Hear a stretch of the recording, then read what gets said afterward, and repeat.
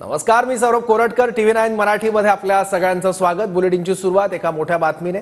विधानसभेच्या तयारीसाठी भाजपचं आज पुण्यात अमित शहांच्या उपस्थितीत अधिवेशन होणार आहे। आजच्या संमेलनात विधानसभेचा रोड मॅप ठरवला जाणार आहे। महायुतीत 160 ते 170 जागा मागण्यासंदर्भात चर्चेची शक्यता आहे। कोर कमिटीच्या बैठकीतही 160 ते 170 जागा लढवण्यावर चर्चा झाली होती। विरोधकांच्या खोट्या नॅरेटिव्ह बाबत राजकीय प्रस्ताव मांडला जाणार आहे। अमित शहा रात्री उशिरा पुण्यात दाखल झाले आहेत। याबद्दल आणखी माहिती घेऊयात। आपले प्रतिनिधी योगेश बोरसे आता आपल्या सोबत आहेत। योगेश, आगामी विधानसभा निवडणुका बघता भाजपसाठी किती महत्त्वाचं आहे अधिवेशन? निश्चितच आगामी विधानसभा निवडणुकीच्या तोंडावर भाजपचं अधिवेशन हे पुण्यात पार पडते आणि राज्यभरातील जे प्रमुख भाजपचे पदाधिकारी आहेत ते आज या अधिवेशनासाठी उपस्थित आहेत।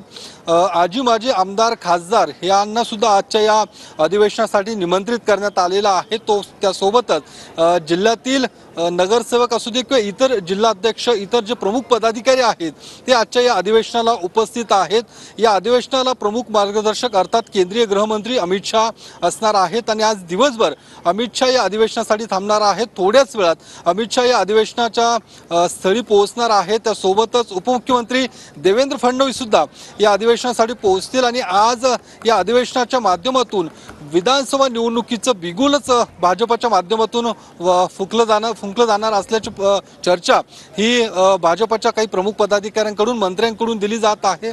आगामी काळात विधानसभेवरती पुन्हा एकदा महायुतीचा झेंडा फडकवायचा आहे असं चंद्रकांत दादा पाटील यांनी म्हटलेलं आहे आणि लोकसभेमध्ये ज्या चुका झालेल्या आहेत त्या दुरुस्त करून पुन्हा एकदा विधानसभेसाठी सज्ज व्हायचं आहे। त्यामुळे आजचं अधिवेशन निश्चितच महत्त्वाचं असणार आहे, भाजपसाठी महत्त्वाचं असणार आहे आणि त्यामुळे अमित शहा नेमकं काय मार्गदर्शन करणार हे महत्त्वाचं असणार आहे। त्यासोबतच भाजपच्या माध्यमातून काही महत्त्वाचे ठराव सुद्धा आजच्या या अधिवेशनाच्या माध्यमातून पारित केले जातील, त्यावरती ठराव मंजूर केले जाणार आहेत आणि हे नेमके ठराव काय असणार आहेत हे बघणं महत्त्वाचं असणार आहे। मात्र ज्या पद्धतीने या अधिवेशनाच्या माध्यमातून भाजपतला कार्यकर्ता या संपूर्ण निवडणुकीसाठी सज्ज झाल्याचं भाजपकडून सांगितलं जात आहे। बरोबर, धन्यवाद योगेश या माहितीबद्दल।